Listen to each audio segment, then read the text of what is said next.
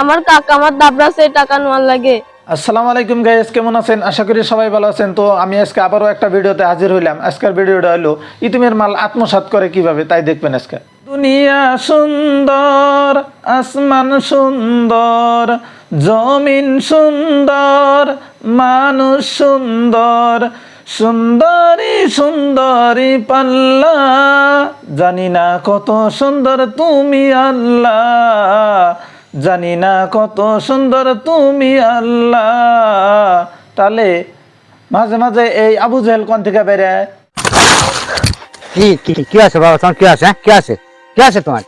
এই দেখেন আমার আব্বু মরে গেছে। আমার আব্বু আমার মাদ্রাসায় ভর্তি হওয়ার লাগে। এই দেখেন কয়টা সোনার মোহর গুছাইছিল, টাকা গুছাইছিল। হ্যাঁ, আমার মা তো আগে মরে গেছে। আপনি জানেন আমার কাকা আমার দাবরাসে টাকা নেওয়ার লাগে। মানে তুমি যখন যা বলো আমি বিষয়টা দেখতে কি লাগে।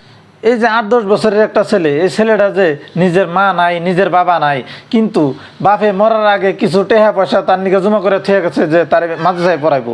তো এই মাদ্রাসায় নাম ভর্তি করার জন্য ছেলেটা বর্তমান টাকা পয়সা কিছু বাই করার পরে সেই টাকা পয়সা দেওয়ার পরে নিজের চাচায় নিজের ভাইয়ে তো এরম করে যে তারে টেহার লোভে মাদ্রাসায় পড়ান বন্ধ করতেছে। এটা কি মানুষের কাম নাকি? এই কামটা যে করতেছে এটা তো খুবই জঘন্য। তার কারণ হলো, হে যদি মুসলমান একজন, হে যদি তার নিজের ভাইস্তার মাদ্রাসায় পড়া বন্ধ করা হারে, তাহলে হে কি যুক্তিতে চলে, হে কোন আইনে চলে?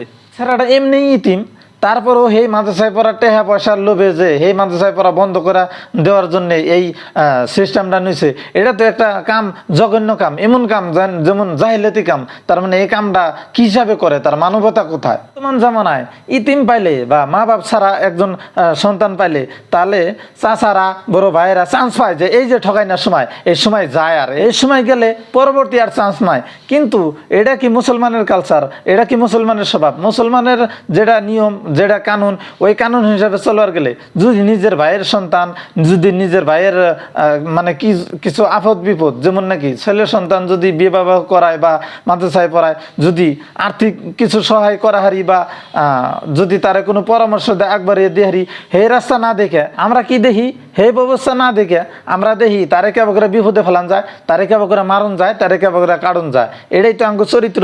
আরে ভাই, দুনিয়ার জন্য তো সবই করে, হ্যাঁ, আখেরাতের জন্য কারা কি করে?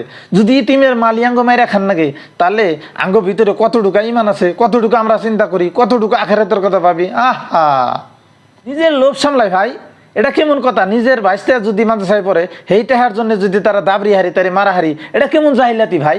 তো আমরা মানুষ রূপের দানব সাইজা লাভ নাই। আমরা যদি ইতিমের মাল মেরে খান নাগে, আমরা ইতিমের হেফাজতি যদি না করা হারি, আমরা যদি ইতিমের মাল মাইরাই খাই, তাহলে মানুষ না ফেরাউন। আপনারা যে ভিডিওটা দেখলেন, কি বুঝলেন? যদি ভিডিওটা বুঝে থাকেন, তাহলে ইতিমের মাল আর আত্মসাৎ করবেন না। তার কারণ ইতিমের মাল আত্মসাৎ করলে জীবনে কোনদিন শান্তি পাওয়া যায় না। ভিডিওটা যদি ভালো লাগে থাকে চ্যানেলটা সাবস্ক্রাইব করবেন, আর যদি ফেসবুক পেজে দেখেন পেজটা ফলো করবেন। পুরো ভিডিও দেখার জন্য আপনাদের সকলকে ধন্যবাদ। আসসালামু আলাইকুম।